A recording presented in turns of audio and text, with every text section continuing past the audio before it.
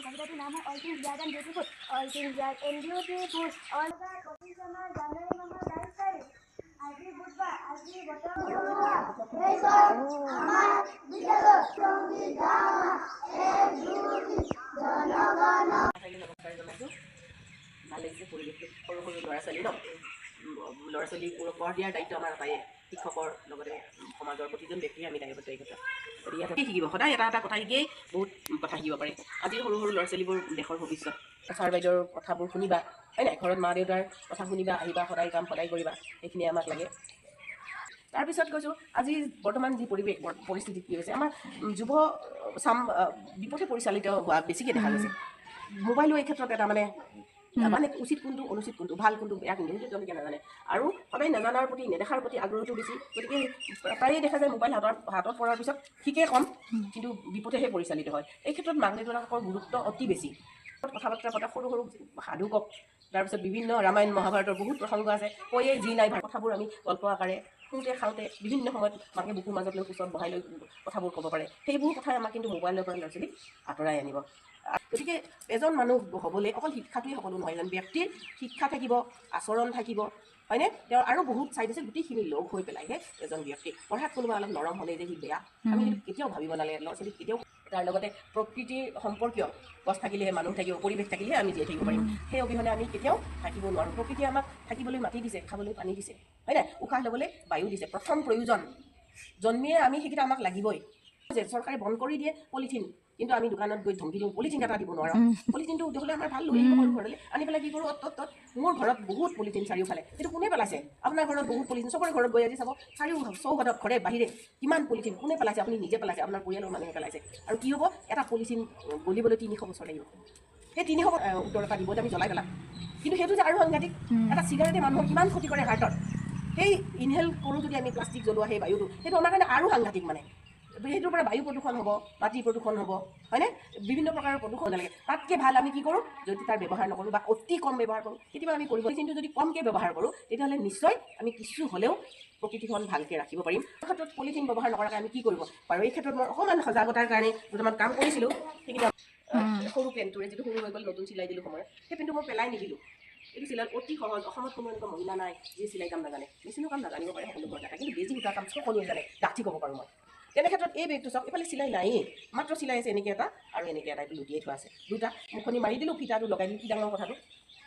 আমি বজাৰলৈ যেতিয়া যাওঁ খালী হাতে যাওঁ, বেগখন নিবলৈ আমি লাজ পাওঁ। বহুত ক্ষেত্ৰত ডাঙৰ হৈ কাৰণে আমাৰ অসুবিধাও হয়, সেইটোও হয়। আৰু লাজ পাওঁ এখন বেগ লৈ যাম নে বজাৰলৈ গৈছোঁ বুলি। এইটো অতি সৰু বা পলিথিন এটা ব্যৱহাৰ নকৰোঁ বুলি ভাবিলে আমি এইখন হাতত লৈ যোৱাত কোনো ধৰণৰ অসুবিধাই নাই, একেবাৰে সৰু গুচি যায়। মানে অলপমান ডাঠ কাৰণে অলপ ডাঙৰ হৈছে আৰু আছে বাৰু। সকলো চাৰ্টৰ পৰা পাৰি, সকলো হেৰিৰ পৰা পাৰি। এইটো আপোনালোকে দেখিলে ধৰিব পাৰিব, এইটো হৈছে এটা পেণ্ট।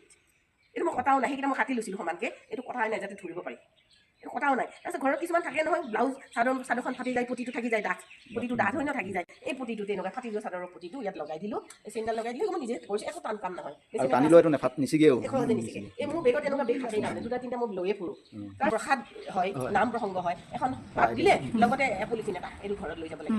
আপুনি ভাবক, মই দেখিছোঁ আমাৰ ওচৰৰ নামঘৰবোৰত প্ৰায় 180, 120 এনেকুৱা নিচিনা হয়, মানে হেৰি শৰাই পাত হয়। যদি 100 বুলিও ধৰোঁ, 30 দিনত 3000 পাত অকল এটা নামঘৰে বিয়পাই আছে বা হেৰি পলিথিন। সেই পলিথিন ক'ত গৈছে? সদায় এটা এটা মোৰ ঘৰত আহি আছে, হয়নে? সেইবোৰ অ'ত পৰিছে ত'ত পৰিছে। খেতি কৰাৰ সময়ত মাটি খান্দিছোঁ, পলিথিন ওলাই আছে, নতুবা জ্বলাই পেলাইছোঁ, প্ৰদূষণ হৈছে। গতিকে তেনেকুৱা ক্ষেত্ৰত এই পুৰণি আমি শাৰীবোৰ পিন্ধো, ব্লাউজবোৰ নিপিন্ধো নহয়, বহুত ব্লাউজ নিচিলাওঁ, এইটো ব্লাউজ পিছৰ পৰা চিলোঁ। অকল পলিথিনটোৰ এইটো বিকল্প তেনেই অকণমানি।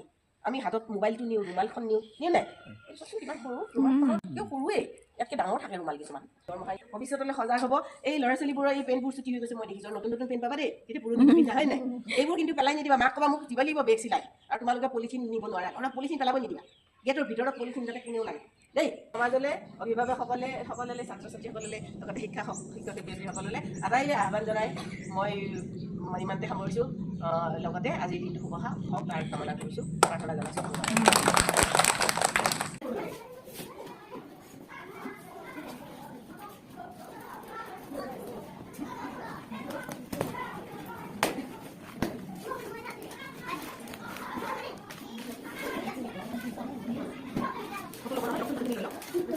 ফটো তুলে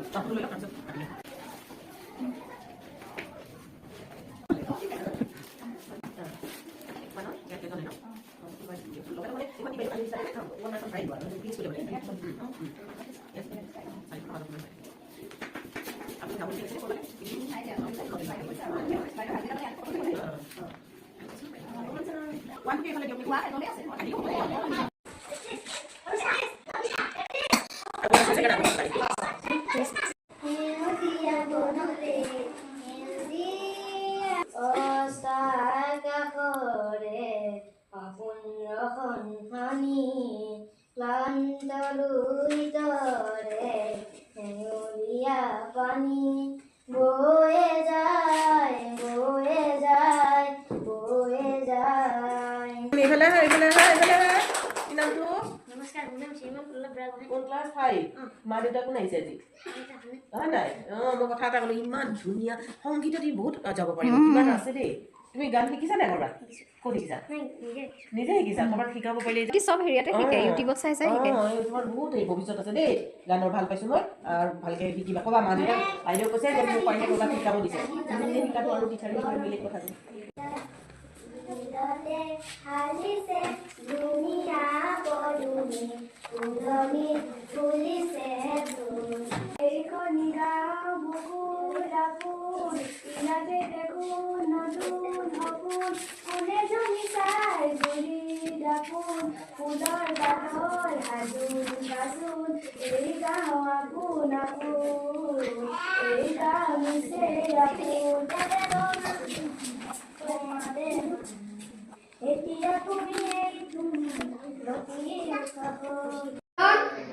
ঠেলা বেপাৰী আছিল, তাৰ ওচৰতে এজন আইচক্ৰীম বেপাৰী আছিল। আইচক্ৰীম বেপাৰীজন বৰ লোভীয়া আছিল। তেওঁ ধনৰ কাৰণে বহু কাম কৰিব পাৰিছিল। নাইকা বেপাৰীজন বহুত সৎ মানুহ আছিল। আইচক্ৰীম বেপাৰীজনৰ ঠেলা গাড়ীখনত বহু বিক্ৰী আছিল।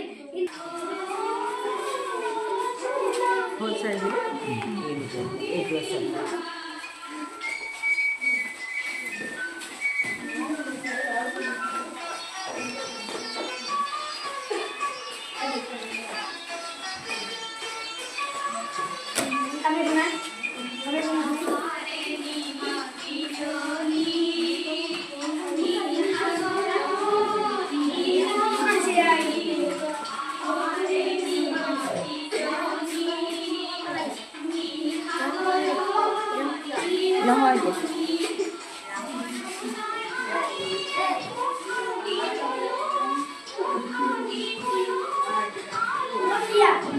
LP school আছে, LP school যে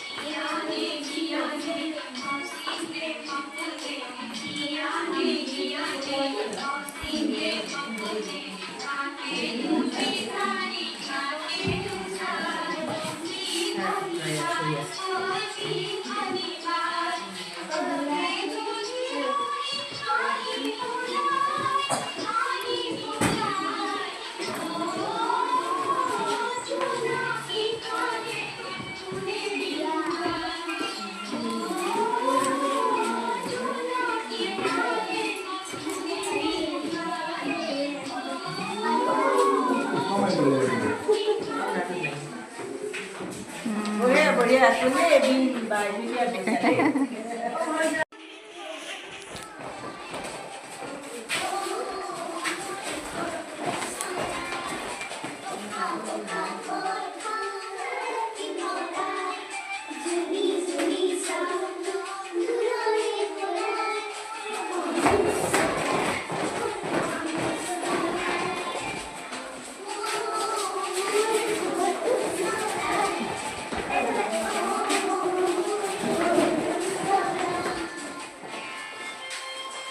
মৰি গেলি না